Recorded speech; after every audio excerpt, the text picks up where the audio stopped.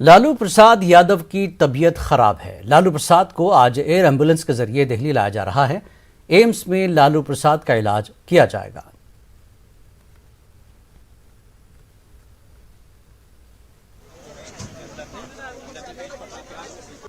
AIIMS में क्यों बेहतर इलाज हो सकता है, क्योंकि यहाँ के डॉक्टर हिस्ट्री जानते हैं लालू जी का, कार्डियक के हों या नेफ्रो के हों। तो जो गिरे हैं 3 जगह फ्रैक्चर आई है पैर इसमें उसमें, तो गिरने के बाद उसके बाद जो और कॉम्प्लिकेशन जो बढ़ा है, क्योंकि बॉडी लॉक हो चुका है, बॉडी में मूवमेंट नहीं रहा है, बहुत सारी दवाएं चल रही हैं और कुछ वजह से जो है, क्योंकि हिस्ट्री यहाँ के डॉक्टर जानते हैं, तो जो भी कॉम्प्लिकेशंस हैं ऑर्गन पे कल को कोई असर ना पड़े, चाहे हार्ट हो या किडनी हो, तो उसको देखते हुए यहाँ लाया गया है। डॉक्टर भौमिक ही देख रहे हैं, आज भी उनको वही देखेंगे? अभी तो उनको लाया जाएगा एम्स में, वो बाद में पता चलेगा। The team of the doctors will decide कौन से वार्ड में। बट हमको जहाँ तक लगता है कि पहले they will have a checkup, थोड़ा चेकअप पूरा करेंगे, एक्सरेज वगैरह या सिटी स्कैन्स है या आपका ECGS है हार्ट का, अल्ट्रासाउंड्स वगैरह किडनी का, then they will decide. Tejashwi ji, इसमें काफी दिक्कत होगी, सिंगापुर जाने की जो चर्चा थी, हम लोग अभी भी कोशिश करेंगे उसमें, क्योंकि थोड़ा और स्टेबिलिटी आती है या डॉक्टर का जैसा एडवाइस होगा, हफ्ते बाद अगर थोड़ा बेटर हो जाए कंडीशन, उनको इंटरनेशनली ट्रैवल के लिए होगा तो हम सिंगापुर भी ले लें। इससे कबल पटना में बिहार के वज़ीर आला नीतीश कुमार ने अस्पताल पहुंचकर लालू प्रसाद की आदत की। लालू यादव की सेहत को लेकर कई जगह पूजा अर्चना की गई। जगह जगह पर कारकुनों ने मजार पर जाकर दुआएं मांगी।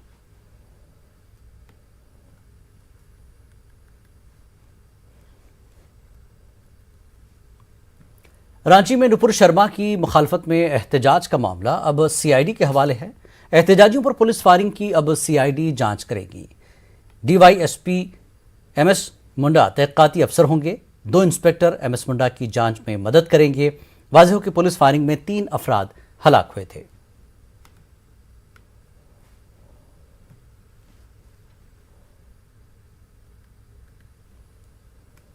बिहार के गोपालगंज के गंडक नदी के पानी की सतह में कमी वाक़ई हो रही है। गोपालगंज से हमारे नुमाइंदे ने इसका जायजा लिया।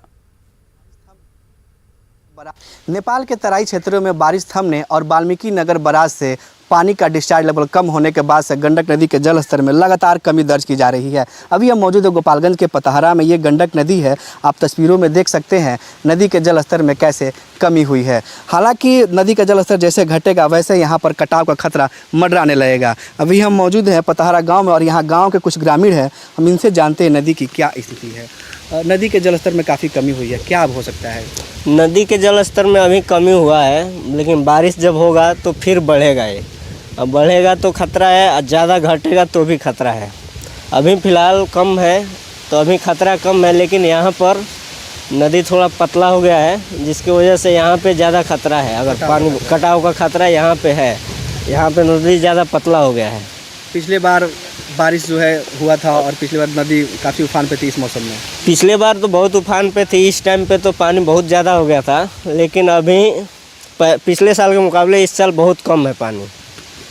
तो गांव के जो ग्रामीण है उनका भी कहना है कि पिछले बार इस मौसम में यहाँ बाढ़ की स्थिति थी, लेकिन इस बार बारिश नहीं होने की वजह से गंडक नदी में बाढ़ का जो है वो खतरा कम हो गया है। हालांकि जल संसाधन विभाग और जिला प्रशासन की टीम लगातार नजर रखी हुई है। गोविंद कुमार, न्यूज़ 18, गोपालगंज। भागलपुर नौगछिया के गोपालपुर में कोसी का कटाव मुसलसल जारी है। अब तक 30 से 40 घर कटाव में बह गए हैं, जबकि अब गांव के लोग नकल मकानी कर रहे हैं। लोग खौफजदा हैं कि उनके घर भी तबाह हो गए हैं। यहाँ के लोग शिकायत कर रहे हैं कि अब तक उन्हें इंतजामिया की तरफ से कोई मदद नहीं मिल रही है। लगातार जारी है और अब आप देख सकते हैं कि लोग जो है यहाँ से पलायन कर रहे हैं। ट्रैक्टर पर जो है जो सामान कोसी की नदी में नहीं समाया उसे जो है ट्रैक्टर पर लोड कर लिया गया है और जो है घर वाले यहाँ से पलायन कर रहे हैं। कई लोग जो है ऊंचे स्थलों पर जाने की सोच रहे हैं, जिससे जो भी बचा सामान है वो बच पाए, नहीं तो ये सारा कोसी में समा जाएगा। कटाव लगातार तेज है, ट्रैक्टरें लगी हुई है यहाँ पर और लोग जो है सामानों को इस पर लोड कर लिए हैं कि जो बचा हुआ सामान है उसको किसी तरह से बचाया जा सके। यहाँ पर कुछ लोग हैं, उनसे बात करते हैं। कहाँ जा रहे हैं? बांध पर जा रहे हैं ऊपर। का है? क्या करें, कट गया कोसी, क्या करें, घर द्वार। कितना घर कट चुका है? लगभग 10-20 घर। 20 घर कट चुका है। हाँ, कोई देखने आया? कोई देखने नहीं। कैसे रहिएगा वहाँ? बांध पड़े रहेंगे, ऐसे खड़ा रहेंगे, क्या करेंगे। बारिश पड़ेगा तो पन्नी तो नहीं लगाएंगे, कोई भी सहारा नहीं रहेगा, क्या करेंगे। सरकार के तरफ से कोई मदद? कोई मदद नहीं। और जैसे रहे मरे कि जरे, सरकार को कोई फिक्र नहीं है।